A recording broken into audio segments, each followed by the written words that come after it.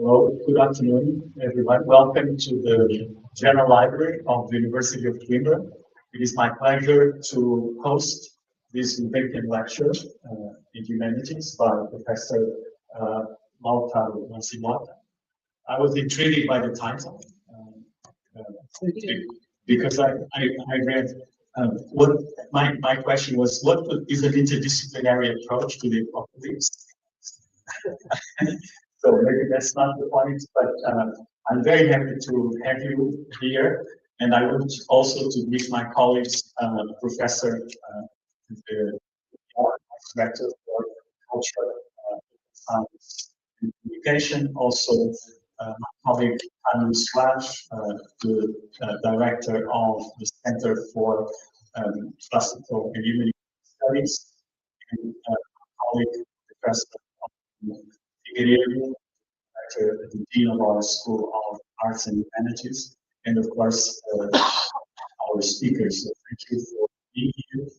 Also, my colleague introduce our. So thank you.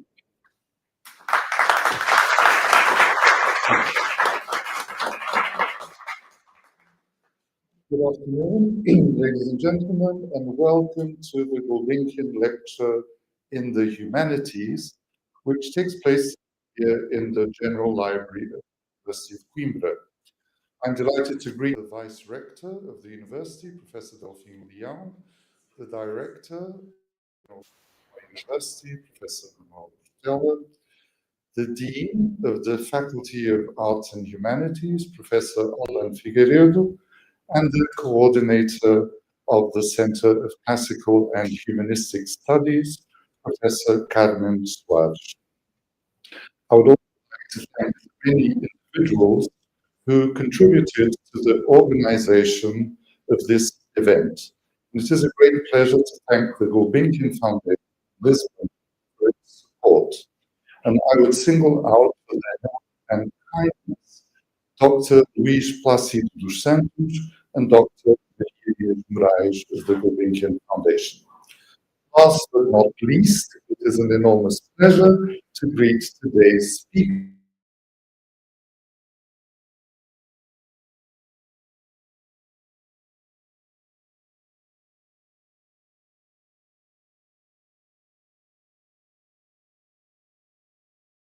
We are very honored to have been the recipients, once again, of this distinguished professorship. Professor Lautaro Roig Lanzillotta has been in Coimbra since his professorship began in July, and he has become a much valued member of our faculty and our center. He has taken part in teaching activities at undergraduate and graduate level, and memorably taught a month-long course on the apocryphal Gospel of Thomas.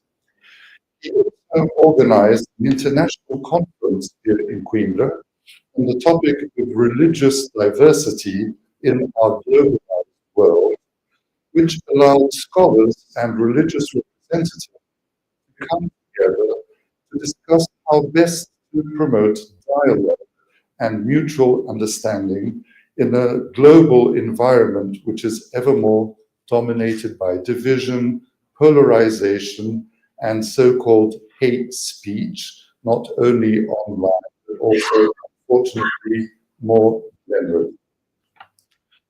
Our speaker was born in Buenos Aires in 1967 and later went on to studies in Spain, where he graduated in classical studies at the Complutense in Madrid. He obtained the degrees of arts and PhD from the same university, and having studied at Aristotle University in Thessaloniki, in Greece, he moved to the Netherlands to study theology. He obtained his second doctorate with a thesis on the apocryphal Acts of Andrew. Professor Roig Lanzillotta has since made his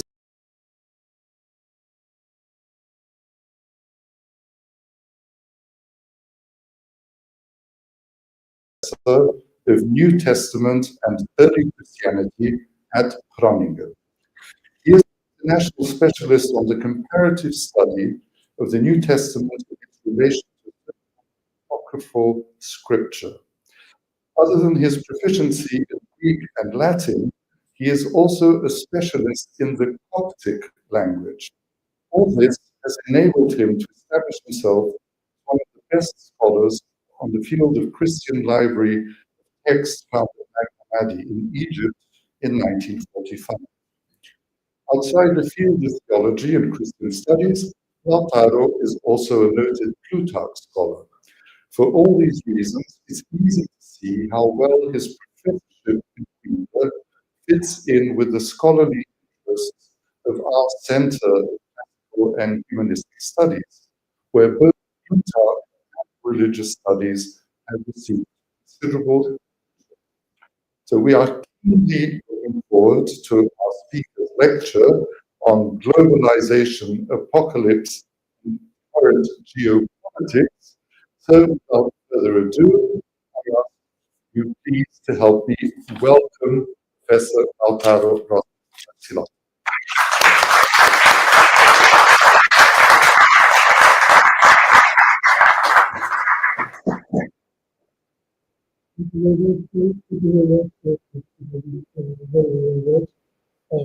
Thank you very much to the Center of Classical Humanisticos, and of course to the Foundation at the University of Coimbra, the Faculty of Letters, and Center of Studios, because it's been up to now, I mean, at least for me, a pleasure. And the culmination is to be able to have the possibility to lecture, a closing lecture, in this magnificence. And very much to all of you. When thinking about a theme to give a conference, the Gulbenkian lecture in the Humanities, I was of course hesitating, pondering several themes I'm recently working is the apocalypse of John, of course, in the New Testament to begin with, and the ramifications throughout the context between the apocalypse and politics, and of course the impact it has in modern geopolitics. Let me see if this works. Yes. And to begin with, I like to begin with John Gray's Black Mass, in which he claims it's a chapter in the history of religion. The greatest upheavals, just a sec, yeah. The greatest upheavals, the greatest of the revolutionary upheavals that have shaped much of the history of the past centuries were episodes in the history of faith, in the long distribution of Christianity and the rise of modern religion. John Gray's conviction and presentation today is to explore the enduring influence of religious ideas on contemporary geopolitical dynamics. Gray's thesis posits that political developments cannot be fully comprehended without acknowledging their deep historical religious roots. Expanding upon this framework, the present analysis examines the specific impact of apocalyptic thinking on current events, arguing that such perspectives continue to shape political behavior and policy making in significant ways. Most of us,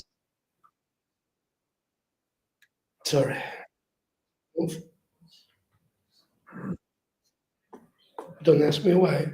Okay. Most of us are exposed to apocalyptic ideas on a daily basis without even realizing it.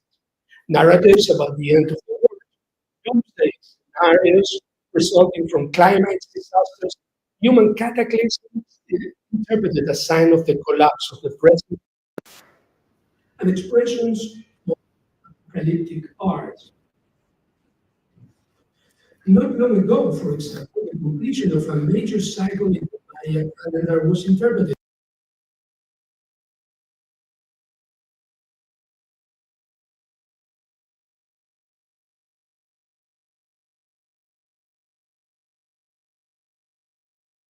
the type of apocalypticism we see all over the place is overall present.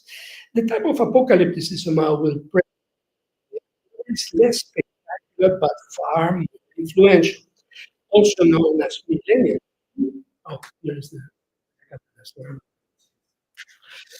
also known as millennialism is the belief in the establishment of a messianic age, or the millennium, 1,000 years at the end of the present day age. In this envision, Christ will reign on earth, and a perfect system will be established in which the righteous are rewarded and sinners annihilated. Based on the revelation of John in the New Testament, this dualistic political thinking is far from being limited to extremist religious sects. It actually forms the religious fundamentalist Christian political movements today, influencing domestic and foreign policy in numerous countries around the globe. My lecture emphasizes the necessity of an interdisciplinary approach to apocalyptic thoughts by integrating insights from religious studies, political science, and history. This approach not only reveals the religious background of apocalyptic ideologies, it also highlights additional factors such as cultural, social, and economic conditions that mediates their expression in the modern political sphere. Such a methodology enables a more nuanced mechanisms through which apocalyptic narratives influence contemporary geopolitics. Ultimately, my research aims to underscore the critical role of the humanities in interpreting complex global phenomena. That's what that I do that. We can lecture in humanities by situating political events within broader historical, religious, and cultural contexts. This study of holistic explanations of current global developments, providing a richer and more comprehensive understanding of the forces shaping our world today. I will do that following the following. Yes. After a short introduction in section 2, I will delve into apocalypse and biblical studies in order to afterwards survey the philosophical aspects of apocalypse, psychological background of apocalyptic, this fourth section, and fifth will provide some ideas of the sociological context of apocalypse, millennialism, and to then approach in apocalypse and politics, offering some closing remarks. Let me then begin with my first section or introduction.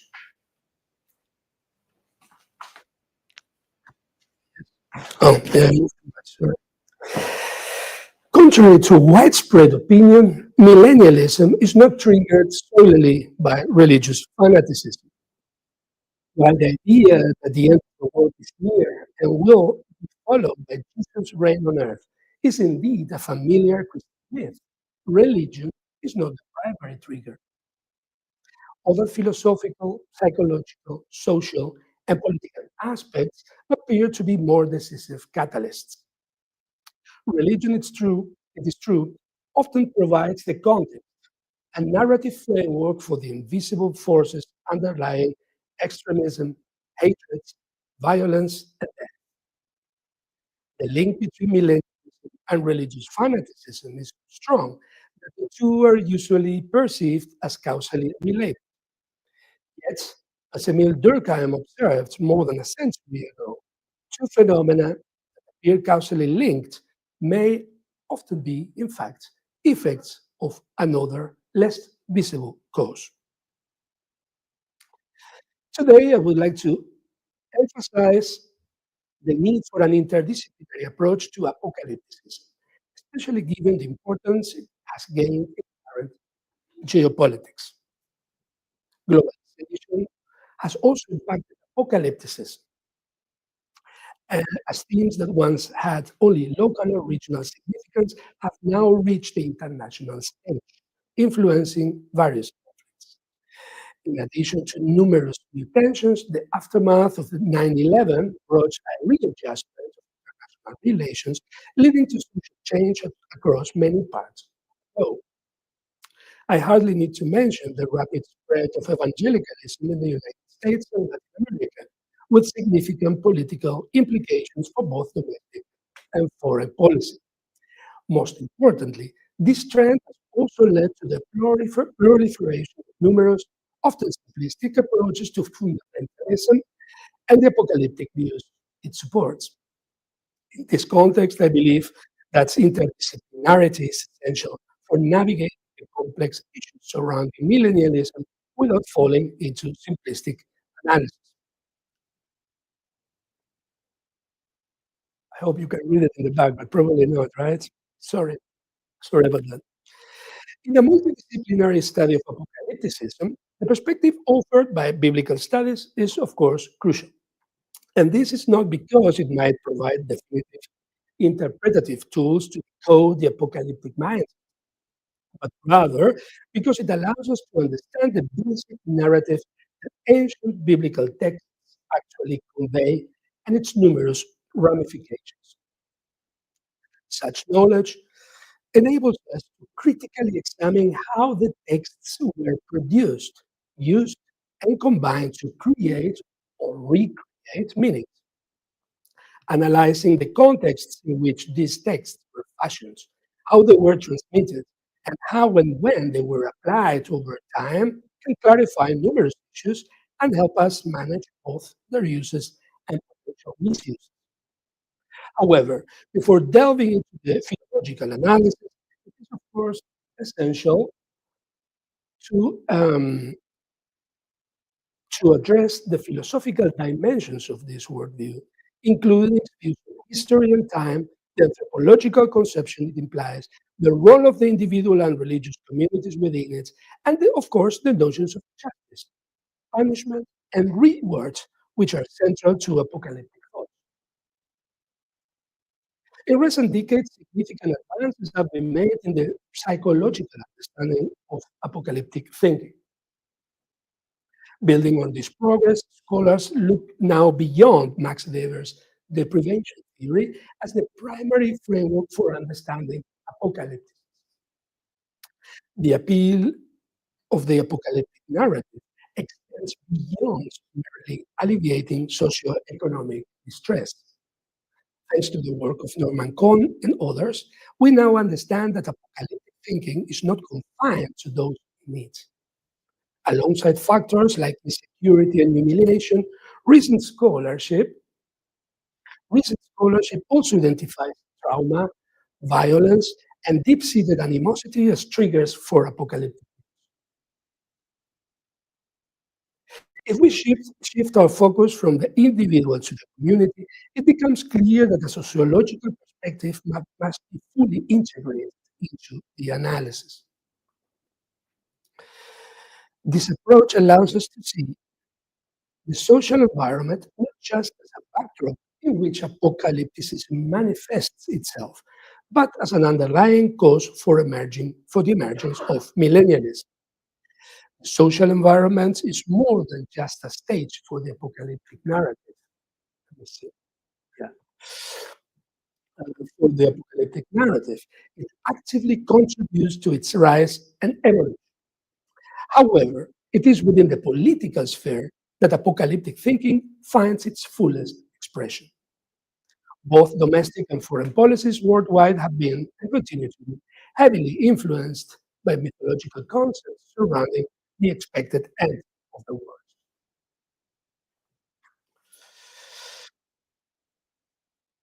The religious aspect naturally cannot be overlooked. Apocalyptic ideas are developed within a religious framework, expressed in religious language, and often defended with religious fervor. I think this was previous, yeah, the end of the previous one. However, rather than serving as the primary cause of apocalypticism, I believe religious narratives should be viewed as the channels through which its various components, philological, philosophical, psychological, and political, find their full expression. As Bernard McGinn notes, quote, the relation of apocalyptic traditions to religious, social, and political change during the centuries between 200 and 1500 Common Era was extraordinarily complex. Mythical thinking plays a crucial role here, and following last century's seminal studies of myth, we now understand that myth symbolically expresses deep-seated concerns within both the individual and the social unconscious. In this sense, myth is not a primitive form of science, but rather a medium through which individuals and communities think and communicate their most profound ideas. As several scholars, but mainly Levi-Strauss, of course, and Hans Blumenberg, sufficiently demonstrated last century. In addition to these perspectives, the role of media, of course, is indispensable in understanding the developments of apocalyptic thoughts. Milestones in apocalyptic thinking over the last 2 centuries have evolved alongside advancements in mass media. In the 19th century, newspapers and pamphlets played a central role. Despite their distrust of evolution and progress, apocalyptic leaders readily used the press to disseminate their views. Radio became influential in the early 20th century, and visual media such as television, news broadcasts, and cinema also played significant roles in its build. In the latter part of the 20th century, the growth of evangelical educational institutions, including schools and universities, further expanded the influence of apocalypticism. As we all know, knowledge is never neutral. How it is produced, managed, disseminated, or controlled shapes both its reach and its content. In the following, I will attempt to unpack the various factors that, in my view, contribute to apocalypticism, advocating for an integrated, interdisciplinary approach that can help us appreciate its many facets and avoid partisan biases in our analysis. My presentation will address 5 of the previously mentioned aspects and conclude with some remarks. Given the time constraints, I won't be able to fully analyze each factor. However, I will aim to present the essential traits, leaving a more in-depth exploration for future studies. To begin with, I'll focus on our area of specialization, then apocalypse and biblical studies.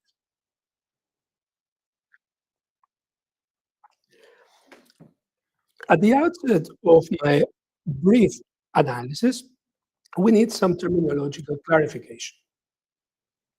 Apocalypse derives from the late Latin apocalypsis, and is from Greek apocalypsis, or revelation, from the verb apokalypto, to reveal, disclose. The term is normally associated with divine revelation of secret or esoteric knowledge intended for a few special individuals.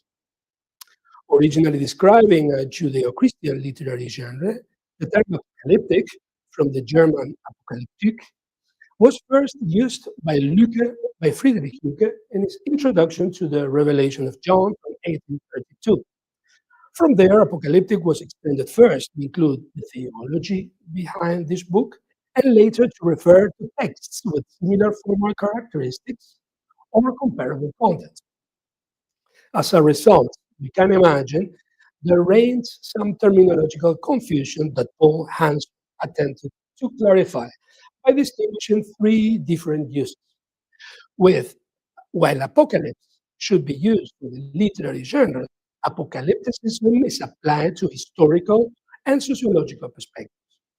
And else, apocalyptic eschatology refers to apocalyptic ideas and motifs. As a literary genre, it was described by John Collins, the great scholar on ancient apocalypticism, as a genre of revelatory literature with a narrative framework in which a revelation is mediated by an otherworldly being to a human recipient, disclosing a transcendent reality which is both temporal, insofar as it envisages eschatological salvation, and spatial, insofar as it involves another supernatural world. As we will see, however, in sociology, we also find terms like millennialism, millennialist, or millenarian, which generally refer to, quote, the belief in the imminent transition to a collective and earthly salvation in which believers will experience well-being and all the implicit limitations of human condition will be eliminated, end of quote, according to a more generalist definition provided by Norman Cohn in the fantastic book The Pursuit of the Millennium from 1952, I think, if I'm not wrong. The origins of these views can be traced back to the book of Revelation, of course, which refers to the establishment of a 1,000-year kingdom in the following the second coming of Christ before the final judgment and the subsequent defeat of the Antichrist and his forces.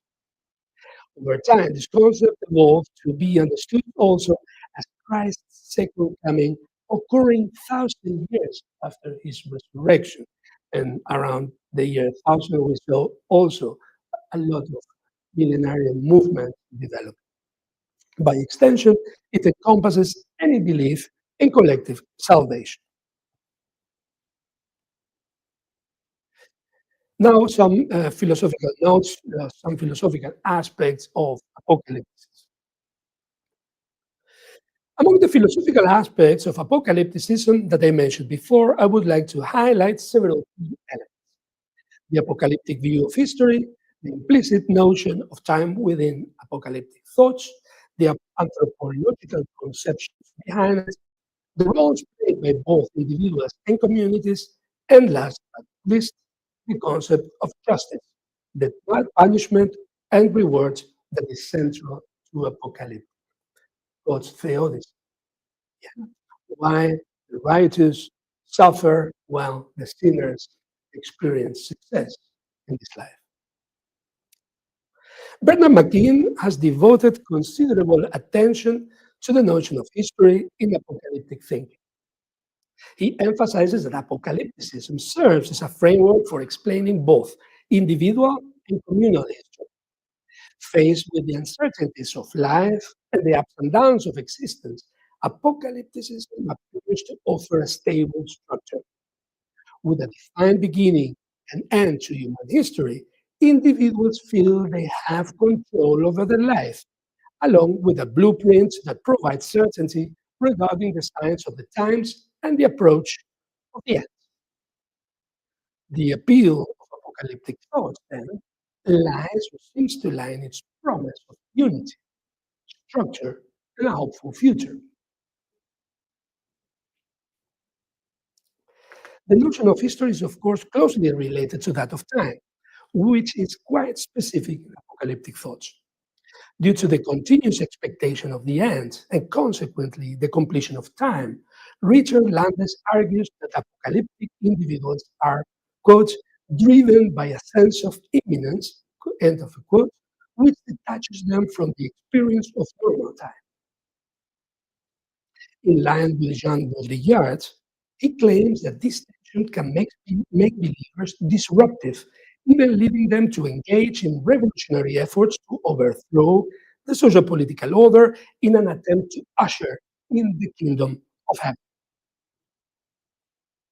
The delay of the expected end and the tension created by this anticipation can give rise to violence as individuals strive to precipitate the end and achieve the desired salvation. Charles Trozier and Catherine Boyd also identify unique features in the apocalyptic view of time. They argue that unlike other cultures that perceive time as cyclical, moving through phases of birth, destruction, and rebirth, the Judeo-Christian tradition simplifies its understanding of time as linear and teleological.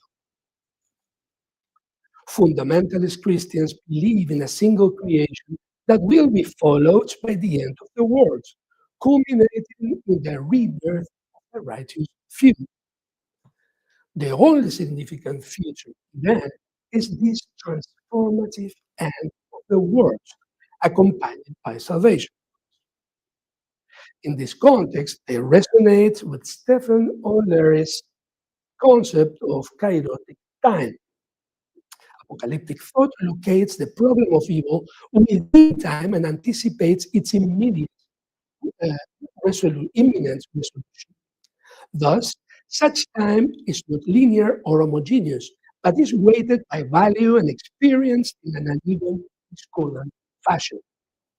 Similar to trauma experienced by an individual, this perception of time differs psychologically and spiritually from our conventional understanding of history. Kairotic time is always running out, and the urgent expectation of the end frames believers' logical, spiritual, and ethical deliberation.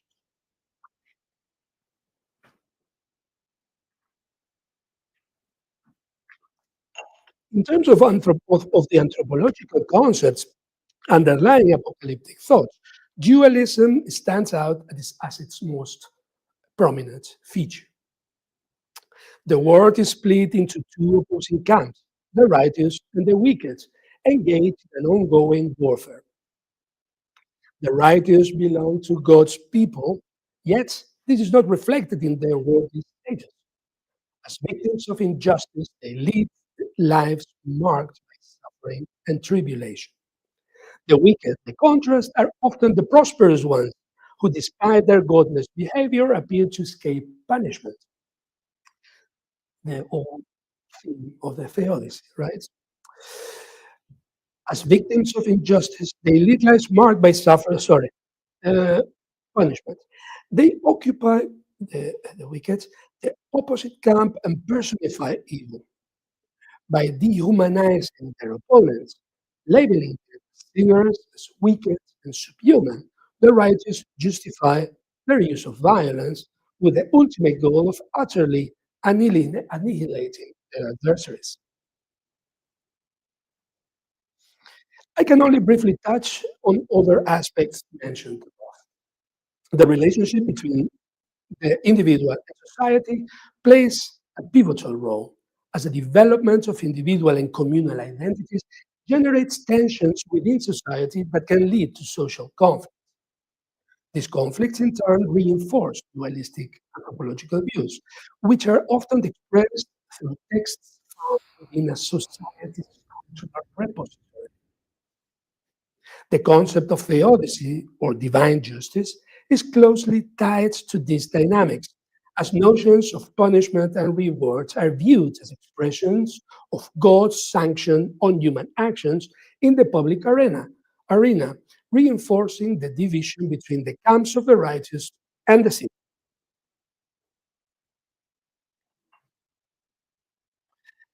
Violence is a pervasive element in apocalyptic narratives.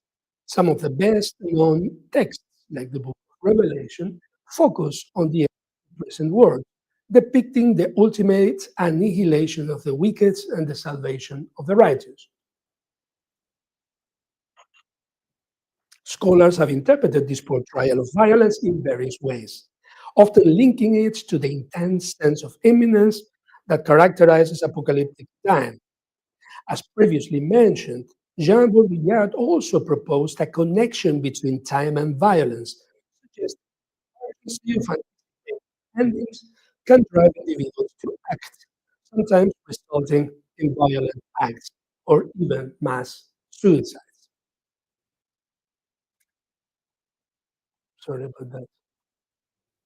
In that article, Hysteresis of the Millennium, Instruction Flynn, the year 2000, which was also seen as a turning point with apocalyptic threats. I remember some 25 years ago. Other apocalyptic texts, while less focused on the end of the times, still play a striking level of violence that calls for explanation. These texts often portray the afterlife with particular attention to the punishment and suffering of sinners, with some of them even claiming that the view of the suffering of the sinners enhances the happiness of the righteous in heaven. Between quotes, because this is explicitly mentioned in that way. Here we see the extension of the anthropological dualism discussed earlier, now applied to an axiological scale by which God objectively distinguishes between good and evil. As I analyzed elsewhere, these resentful attitudes, which underlies several apocalyptic texts, was sharply criticized by Friedrich Nietzsche, who saw it not only as characteristic and Christian, but traced it back to Tertullian's De Spectaculis.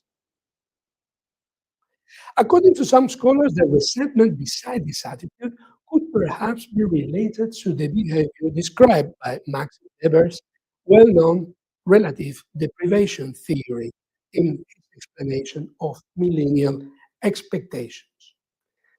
In the first view, quote, the groups of the dispossessed were especially attracted by promises which granted them with some sorts of function, mission, or vocation.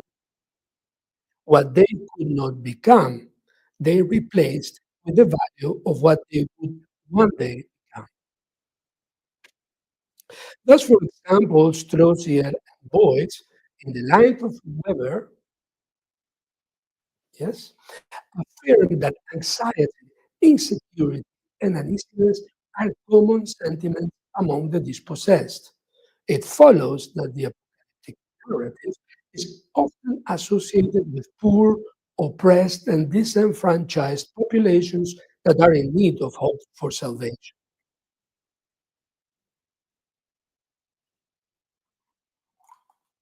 More recent studies, however, rightly challenge this view, highlighting how millenarian views are not confined to the lower classes. Apocalyptic narratives are also prevalent in right-wing populism, attracting individuals across various socioeconomic backgrounds, notably high and middle-class North and Latin Americans who are drawn to the Christian rights. The notion that violence could be confined to one specific religious outlook has also been contested. Based on interviews with Muslim jihadists, members of the Om Shiriyinku in Japan, and right-wing Christians in the United States, James W. Jones' research on religious motivated violence, for example, identifies 5 common traits underlying violence that transcend specific religious denominations.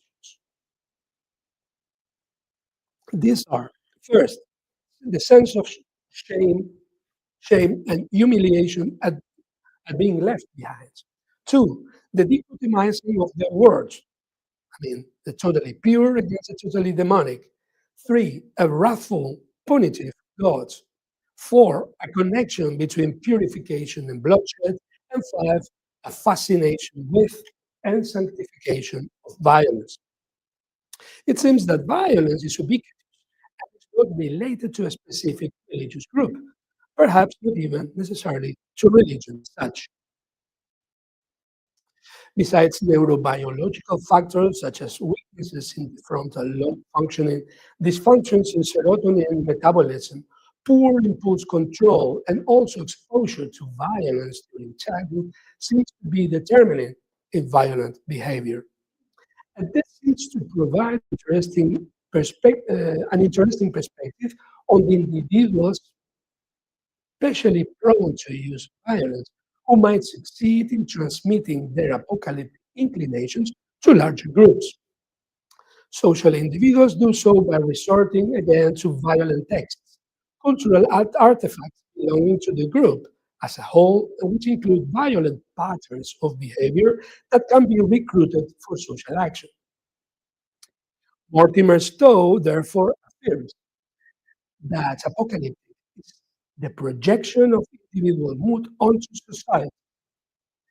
In his view, personal apocalyptic complex may incline certain individuals to millennial views, combined with feelings of humiliation and control rage, can even develop this complex into a syndrome, which then extends in society to other prone individuals, thereby generating communities that at the same time generate an apocalyptic mode and attract individuals with exposed to violence. So now to take a look at the sociological context of apocalyptic, coming closer to the end. The social dimension is therefore essential, not merely as a backdrop for violence, as Stroessier and Voigt, in my view, mistakenly seem to suggest. Their perspective is not unique, however, and reflects a broader tendency among scholars exploring the sociological aspects of apocalypticism. For instance, Amos Funkenstein, Frank Kermode, or Brian Wilson also emphasize the significance of the sociological context in the development of apocalyptic movements. They argue that apocalyptic groups can be distinguished by their social environments, highlighting the role of the context in shaping the relationship between ideology and mass movements. Wilson further contends that because dominant cultural traditions can strongly influence these movements, each apocalyptic movement should be analyzed within its specific context. Even if valuable, these approaches to social context are much too static, since the dynamism of the social arena might also actively contribute to the development of the apocalyptic outlook. We have already discussed above the dynamic relationship individual-society, the individual and social factors that may contribute in the development of apocalyptic. As Norman Cohn rightly surmised in the 50s, certain sociological conditions favor the development of millennialism. To begin with, the existence of an impoverished group integrated in society seems to provide the apocalyptic ferment. Also, the occurrence of disruptive events that change the state of societal life tend to generate suitable context for millennial hopes to spread. I was thinking this morning about the pandemic, whether this had a bearing or an influence in all developments of the few years in terms of geopolitical events. Catastrophes such as famine or plagues, population displacement, expansion of economy, or changes in trade, all this might be conceived as signs of the approaching end.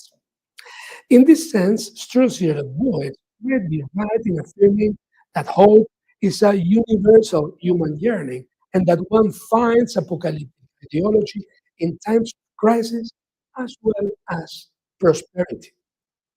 It is also true, however, that certain social factors can trigger, accelerate, or even expand individual apocalyptic moods.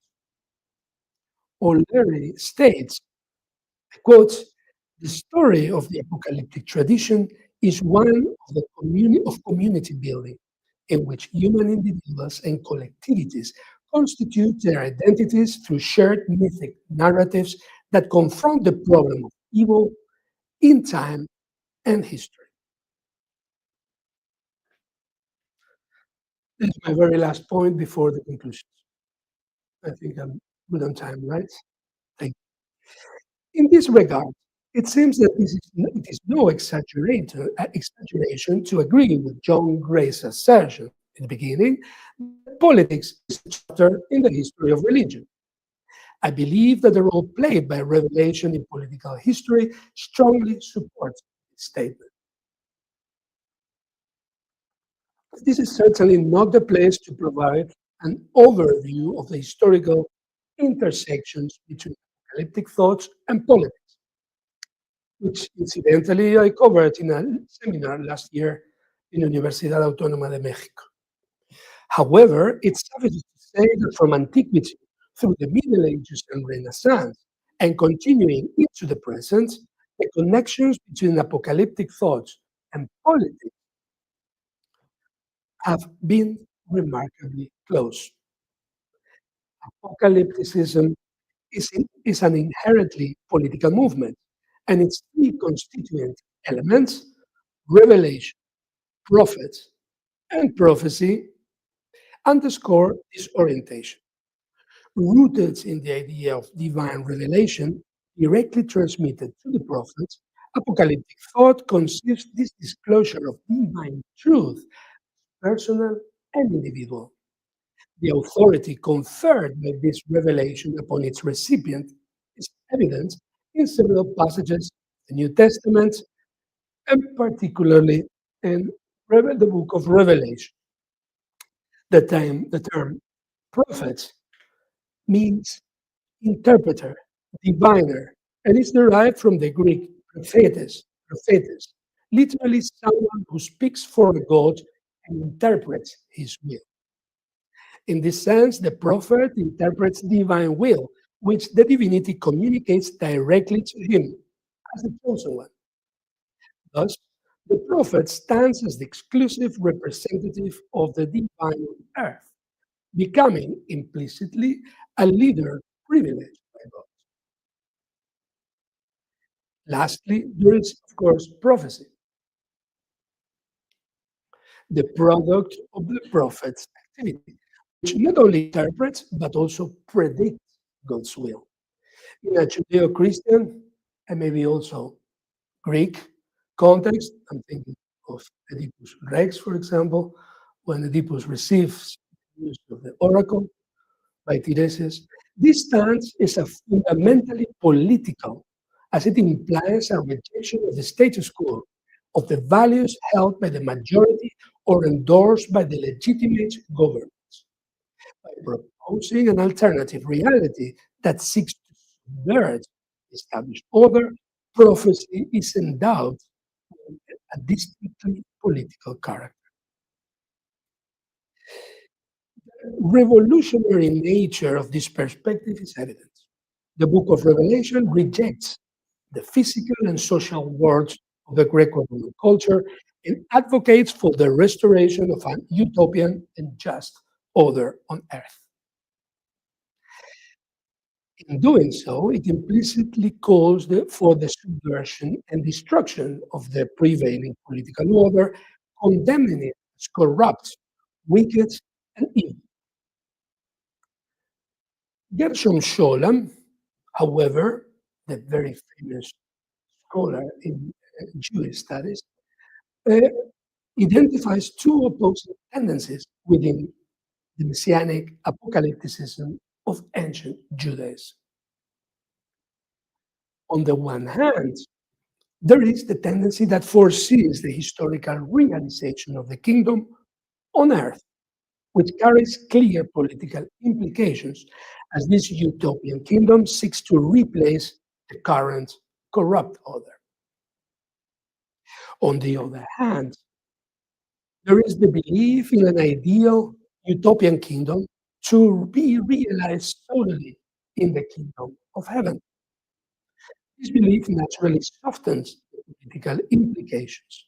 The present system is not entirely condemned, but is viewed as temporary and destined to be replaced hereafter. According to Albert Schweitzer, the New Testament reveals both, reflects both of these. While the Gospel of John defends an ideal and utopian realization in the kingdom of heaven, the messianic apocalypticism of the synoptics, Acts of the Apostles, Paul's letters, and Revelation advocate for the historical variant. Revelation is the best example of the political implication of the Judaism model, since it promotes hatred of the prevailing order and the whore of Babylon, which personified the Roman Empire. In this sense, it presents a clear revolutionary character, which, in the words of the historian Christopher Rowlands, means that apocalyptic symbol, visionary experience, and social and political movements may make a potent mix, prompting and inspiring social revolt. Hopes for the future are realized in the present. Acting on such beliefs disrupts patterns of behavior and relating. It is evident that once Christianity established its authority This way of thinking could not appeal to church leaders. The history of apocalypticism traces back to a literal interpretation of the revelation of John, which views text as a prophetic outline of events leading to the end of the world.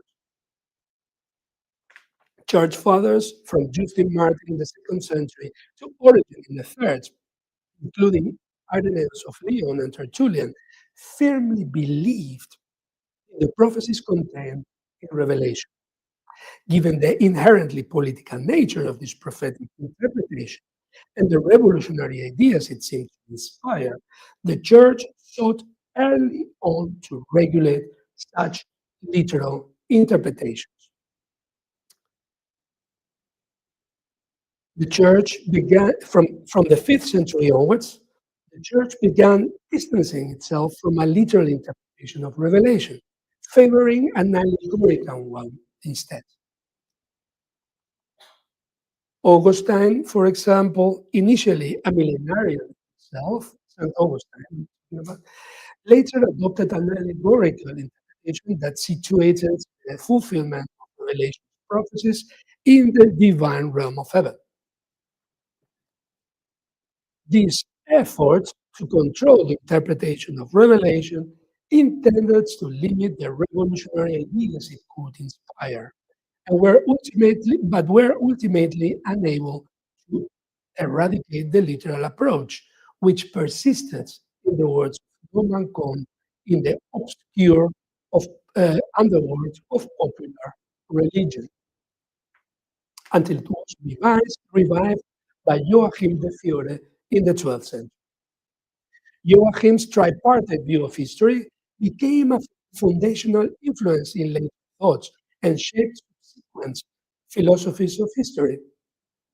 His impact extended to German idealist philosophers such as Lessing, Schelling, Fichte, and Hegel, as well as to the evolution of theology, physics, and science in Auguste Comte, and the triadic structure of communism, class society, and final communism in Marxism. And even Norman Cohn claims the notion of the Third Reich, which was envisioned to last 1,000 years. Innumerable apocalyptic political figures would follow on his track. I mean, Joachim de Fiores. The Dominic friar Savonarola in the 15th century, the artist Sandro Botticelli between the 15th and 16th century, the revolutionary Thomas Müntzer in 16th century Germany, the prophetess Mary Carey in the 17th century England, who based their prophecies on Revelation, the fifth monarchist Anna Trapner, who demanded Cromwell to recognize the rights of the People's Army, Gerald Winstanley with his social criticism based on the Bible, and many others are just an example of Revelation's revolutionary ferment I was referring to. Apocalyptic thought has also permeated contemporary politics. While in the past it inspired revolutionary movements, ancient Judean Christian myths now often shape right-wing politics, influencing governments and policies. This is evident in the United States domestic and foreign policies, as well in various recent political movements in Latin America. Similarly, in the Middle East, the rise of the so-called jihadist fundamentalism can be as a reflection of U.S. Christian fundamentalism, which began developing into a major political force in the early 20th century, impacting both domestic and global geopolitics. And now, time to draw to a close and offer some concluding remarks. This brief overview of apocalypticism aims to shed light on the factors contributing to apocalyptic thinking. My intention has been to show that while apocalypticism might initially appear to be rooted in religious fanaticism, closer examination reveals that the religious violence behind it often has deeper, not necessarily religious causes. Although expressed through religious language and conveyed via religious myths, religion may be merely the shell of a more profound and darker undercurrent within millennial culture. Individuals drawn to violence inherent in this mindset, often experience anxiety, insecurity, unease, humiliation, and hatred, possibly triggered by traumatic experiences. The sociological context can facilitate the emergence and spread of apocalypticism, acting not only as a backdrop but also as a catalyst. Conditions such as impoverished and marginalized groups poorly integrated in society or disruptive events in certain social life provide fertile ground for the expression of emotion. Furthermore, society can also act as a catalyst through political manipulation, which may exploit psychological and social conditions to attract support from the discontent. The rapid social changes driven by globalization and the radical restructuring of the modern societies may help explain the widespread rise of apocalyptic thinking, often aligned with populist movements of various political orientations. While relative deprivation may still account for some of its expression, it is no longer the sole explanation. Millennial catastrophism from leftist, right-wing, and environmental perspectives fills the news, presenting a pessimistic view of humanity and society and predicting economic, ecological, social, or spiritual collapse as a form of purification. This rhetoric of disaster aims to awaken the masses, urging them to act and challenge the status quo. Events like the storming of the Capitol in the United States or Brazil's Congress and Supreme Court illustrate this impulse. For those of us not inclined to violence, however, such rhetoric often has the opposite effects, fostering feelings of frustration and passivity and instilling the harmful belief that meaningful change is unattainable. But this is, of course, subject for another lecture or seminar. So thank you very much for your attention.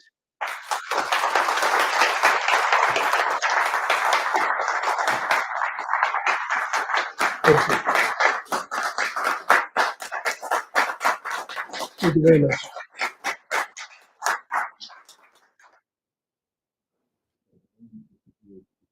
Yes, very good.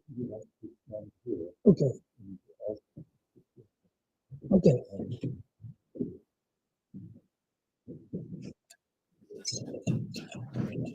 Thank you, Lautaro, for this thought-provoking and wide-ranging lecture, and with all these amazing ideas and thoughts. We often tell our students that when we're studying the first century BC and the first century AD, or these things that were relevant 2,000 years ago are still equally relevant today. And particularly interesting to reflect that the 27th book of the New Testament, so Revelation, is the book that almost did not make it into the New Testament. So what would our world be today? The Bible did not contain its last book. The New Testament only had 26 books. It's almost the case in the first centuries of Christianity. So sometimes virtually with the scripture.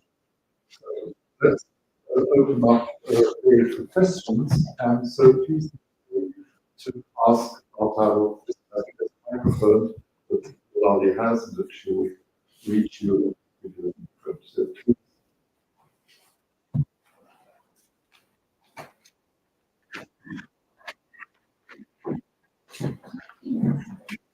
Thank you so much for that fascinating and disturbing.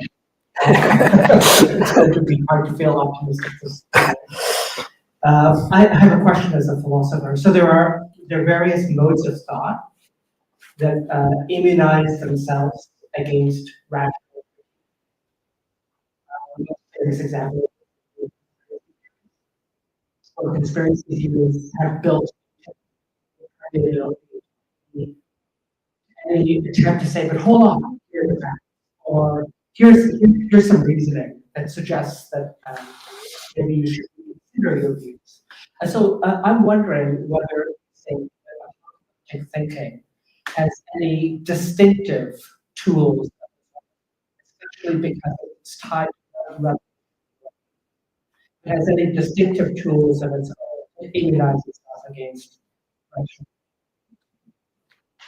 Because Yeah. this is relevant to something about.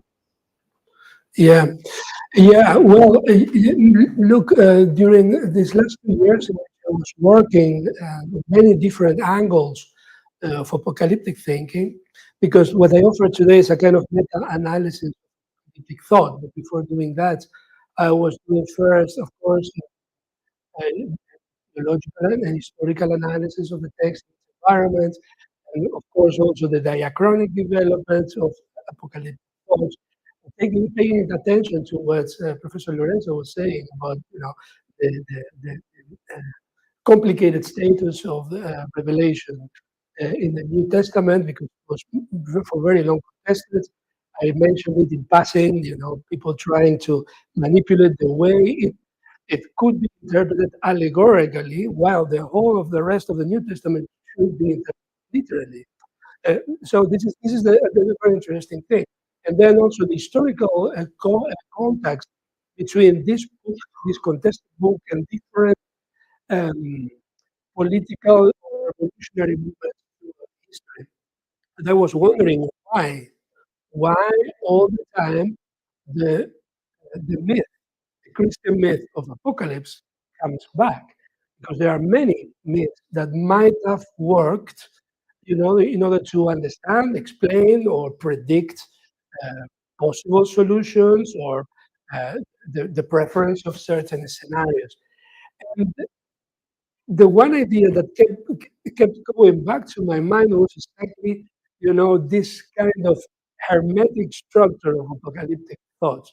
It's very straightforward. It seems to feed itself and protect itself from any form of external influence. Why? Because the very same structure uh, provides for it.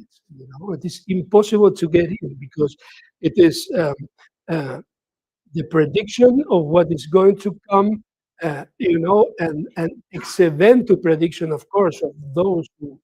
So I think it is completely blind,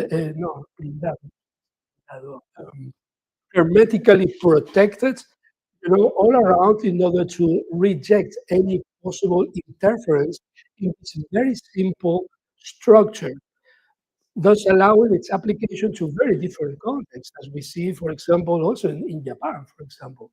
In Shinichi, a student of mine, study this for his master's thesis, for example.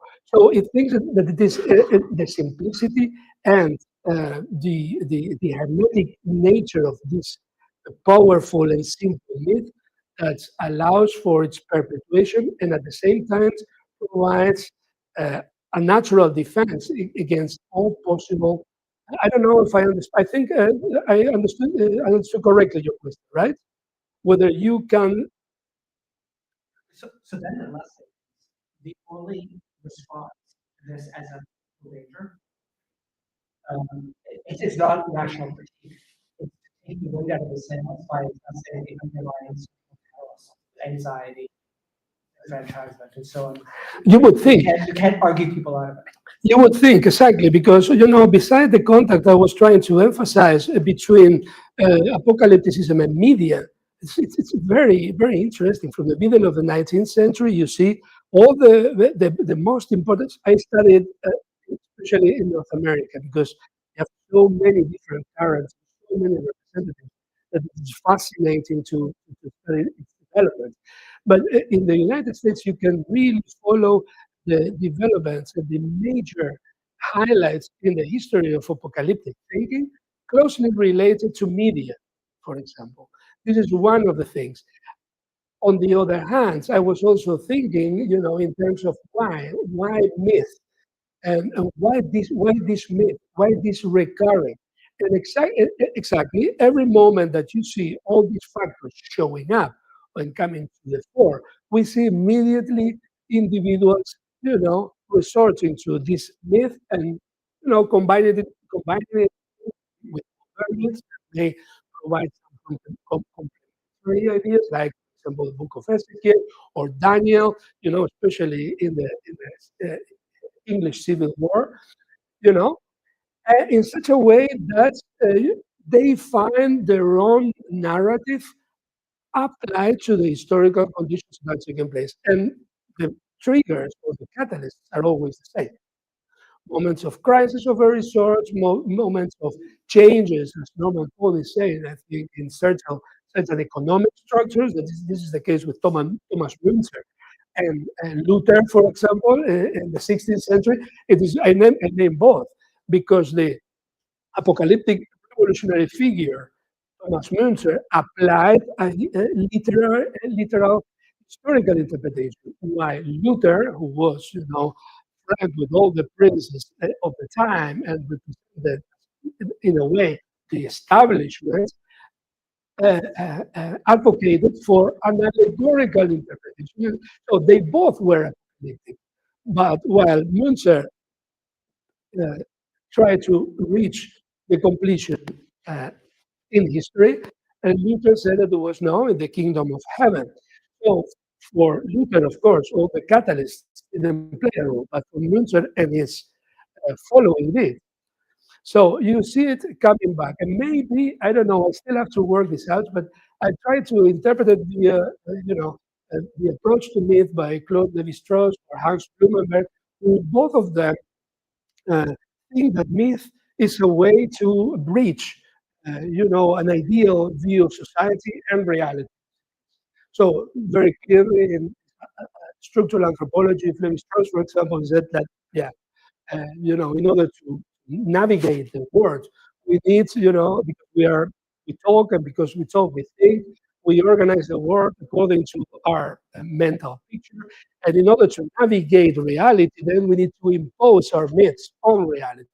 This is one of the possible interpretations. And Hans Blumenberg, in turn, you may know that, he says that because of the overwhelming nature of reality, for example, those moments I was referring to, of distress, of crisis, war, and all mysteries you can imagine, we again resort to myth as a way of finding a pattern.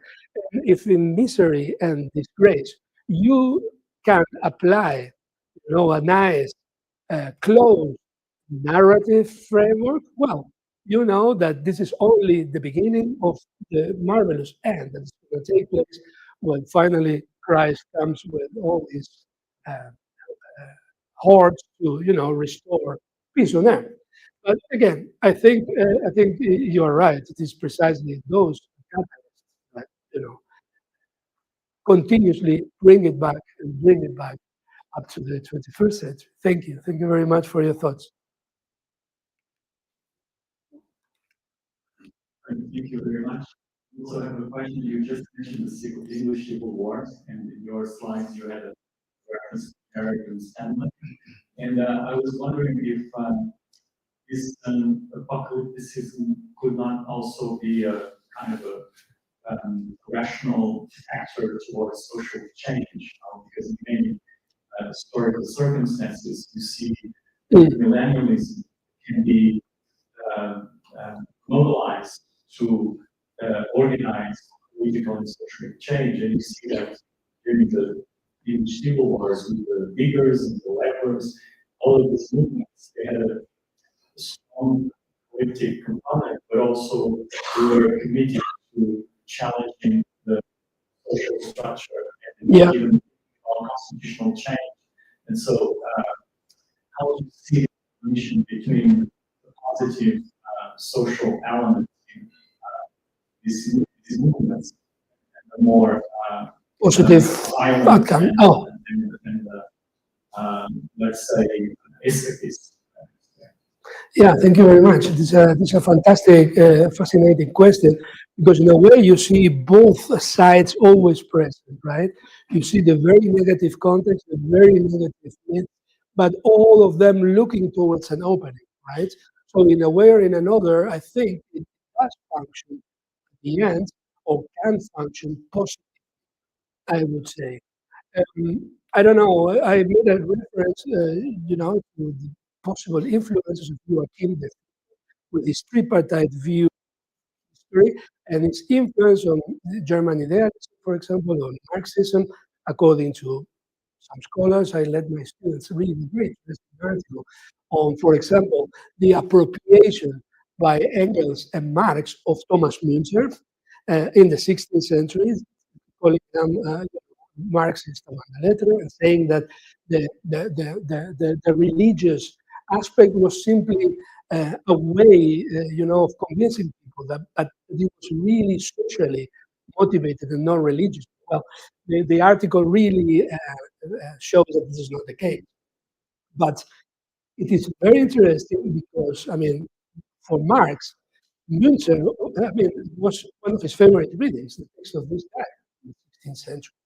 So, in principle, one person, one philosopher, claiming that religion is the opium of people, apparently uses an apocalyptic religious framework, not only to understand history, but also to explain certain historical figures.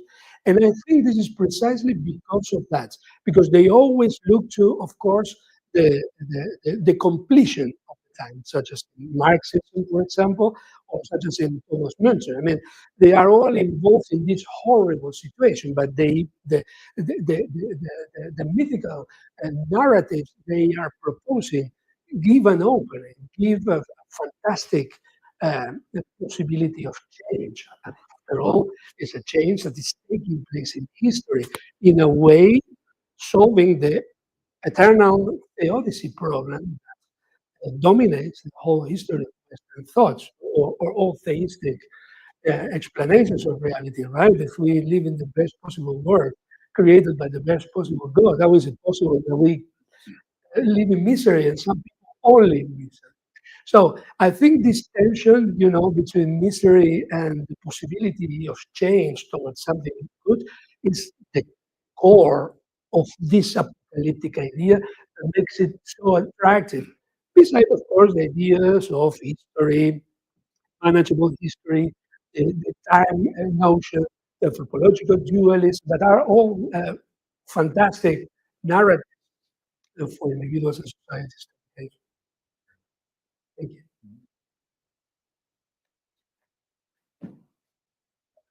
Thank you very much for this fascinating. I was wondering if we could make some kind of connection with this same idea of catastrophism, the way of apocalypse is being reshaped as a myth, with actual concerns regarding AI, artificial intelligence. And especially, this is a long-lasting debate already since the last books and the famous laws regarding how robots should behave and all and not affect human lives, which would be the ultimate reason for existence. But especially since, let's say, 2 years ago, with the popularization of the large language models as ChatGPT, DeepSeek, and others. And it is interesting that because apparently we are losing something that we thought was intrinsically humane, this meaning the reason. And people say, okay, until now, AI is still beneath the human reason. In the future, what I'm saying, the near future is within 2 or 3 years, which has this idea of something that is just about that somehow, is that it will attain the level of life reasoning and super life reasoning and finally life reasoning. And this process is on the idea that famous Asimov's law that artificial intelligence should always protect human life and protect the transformed by self-preservation of robots or my question is this. Is this again the same pattern of here? Because if we think of disaster, purification, innovation, and then something that is like real fear. So if you get your reverse, the question is with is the second part missing? Meaning, why should there be a reverse?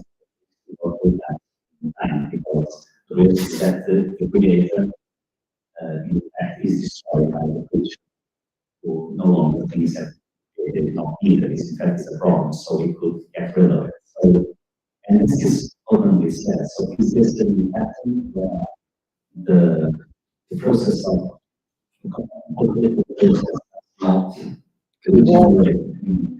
this substitutes with which is you and Yeah, amazing. Thank you. A fascinating question, of course. And I was reading a bit in this line because, of course, look, first of all, regarding AI, now we hired a colleague at the Department of Jewish, Christian, Islamic origin, Maruf Dali, that some of you know, as an expert in AI to work with us in the interpretation of text, the material, the substrate, let's say, of text, and the inked and how humans copy, also the papyrus, the parchment, etc. But most interestingly, also the content, the immaterial part of text. We are combining resources in order to analyze, for example, I don't know, the impact of apocalyptic texts in the New Testament. I don't know, parts of Paul's letters, the synoptics, passages, put them in ChatGPT, for example, together with Trump's discourses. One of my students was doing that. So comparing how the apocalyptic ideas can appear with a new jacket in new context with new goals, which for us it escapes our understanding because they are far removed from the basic narrative human. But okay, so this is the beginning. When I said human, I said it in purpose because, of course, when thinking about all this, I had to think, of course, of Gilles Deleuze's post-human approach and how AI and humans stop being the center of the whole thing. Exactly what you were saying. I mean, the thinking, capacity that differentiates us all the rest of the world and put us, let's say, in a privileged position created by God as His representative, etc., kind of vanished. And therefore, I had to think in post-human, this post-human view of reality in which humans, machines, everything, form the same kind of, you say, material of structure, So with thinking not being any longer there, I mean, we are not any longer the center. So the history as we see it is not any longer relevant because maybe the cyclical ideas are more appropriate for the kind of research that we can reach by applying such tools. Right? There is no more this linearity. There is no more this discursive time for us to think. A, B, and then C. But everything takes place at the same time. Well, Plato say, right, that chronos is the movable variant of eternity, of aion, right? So time is important for us. And time is important for us because of our thinking, I think, because we think in steps. If we can manage at a certain point, to think everything by means of tools, of course, at the same time, we may be reaching the state of God, which means that we may be transcending maybe our human nature. I don't know if I went in the direction you were looking at, or you want to add something or some ideas? Because this, looking for an interesting framework to present this, I was, kind of evaluating different angles, and one of the human angle, was one of the possibilities. Think in terms of what if we are not any more important, which probably we think still we are, but we are present in these moments. Well, of course, you as an individual keep on being important, both for your family, your environment, and your activity. But what I'm saying is that this, which converted us in, the summum of creation, begins to get shaky soil, right? And maybe it turned out to not be the case any longer in some decades, maybe years.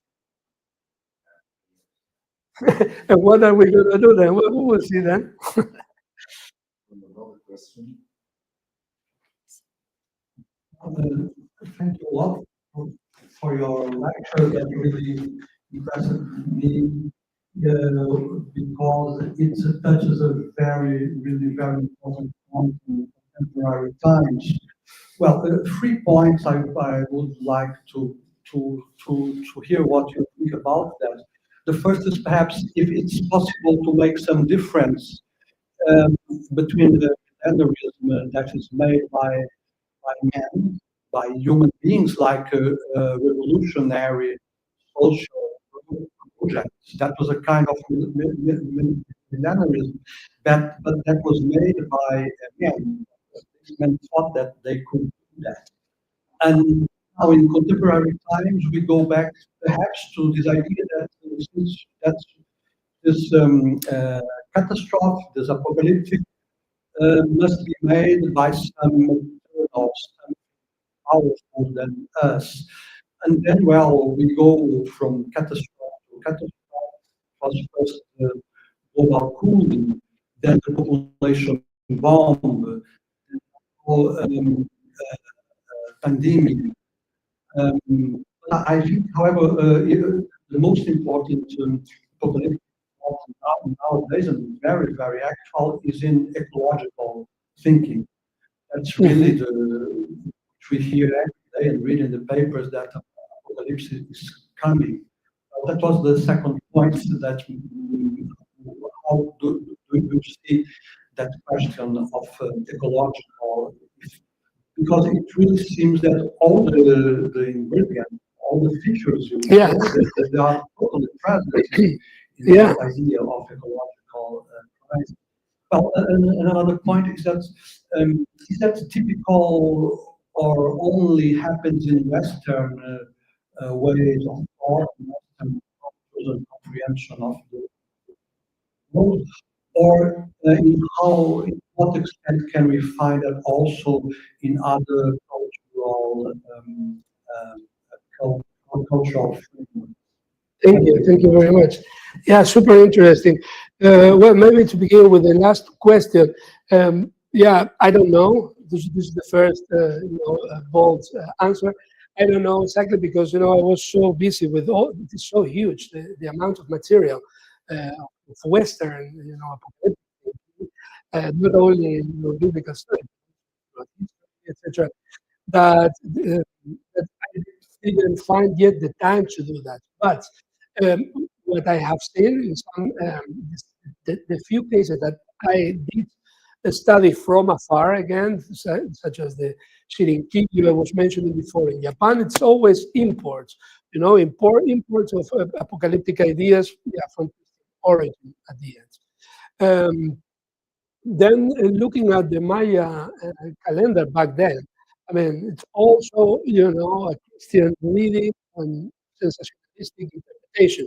At least if I believe all the specialists that were explaining what was going on, it was simply, the completion of one of the cycles, as Pedro, for example, talks about the period of the 10,000 years, when all the planets come together to be in the same light, then you get the new cycle.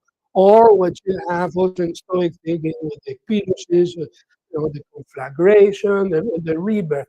But what you have is, in any case, with a kind of more positive approach to processes, which destruction is the beginning of rebirth.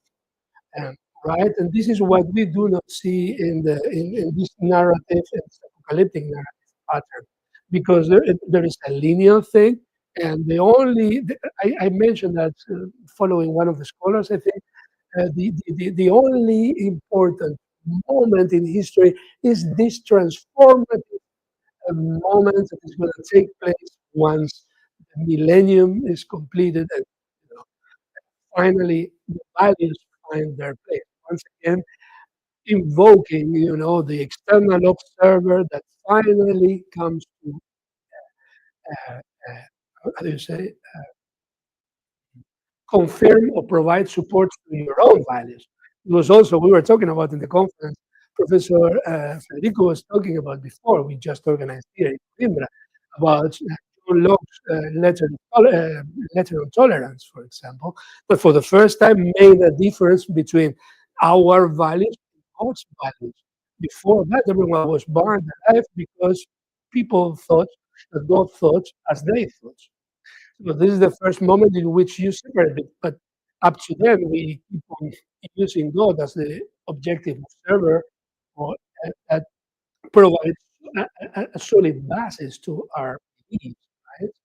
And so maybe, if we don't need that anymore, we will see what happens. So this was one thing. But yeah, why minimalism is always negative? And this, I think, is strictly related with the conception of time we were talking about. So, the first point, I think that this is what makes millennialism something negative and mainly destructive, or arising from catalysts in our surrounding society, again, because it is crucially related to the problem of theodicy, which is not only a problem in Christianity, but also in Greece and Plato say for the first time, right, in the Timaeus, God is good, and because He's good, everything. And so when talking about creation, it says like God looked at the model and created our world. But what if we would think about this unpious thing? What if He didn't look to the eternal model and look to an inferior or created model? What would this entail for our world? Well, since that moment, the problem of theodicy is always in our history, 2,400 years, right? And we cannot get out precisely because of of this aspect that Apocalypse also intends to solve, either literally, historically, in this world, or in the world to come. I forgot your first question. Ecology. Of course, this was absolutely. Therefore, I put at the end this book by Sisha Levy, catastrophism. Why? Because she analyzes precisely those aspects that you were mentioning. How the pattern is so useful and so how you say, like I only made the Dutch word, overseeable, or so packed that is useful for lots of different groups of political orientations, religious orientations, and even environmentalists. And we see it all the time, right? I agree that we live in a very critical climatic moment, but I really don't think that this will trigger the apocalypse. And this is the way normally the message is conveyed. And maybe because of what she says, right? First of all, that it's seen as a great purification. You hear the religious undertones all the time, especially with green movements, etc. They are very close to religious movements in the way they present and argue. In any case, because catastrophists often use the rhetoric of disaster, believing in that in this way they will get faster mobilizations and results. So I think indeed this is one clear example of reshuffling of the old text of Apocalypse and use it for very current ideas. So thank you very much. Well, thank you, everybody. We don't want to report Lautaro. We think that when it's his stand here, it will be easy. So, we like the questions and we like the answers from Lautaro. Everything is very stimulating. So perhaps we could have another round of applause for Lautaro.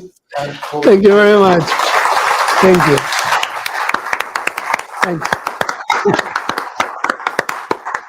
Thank you very much. Yeah.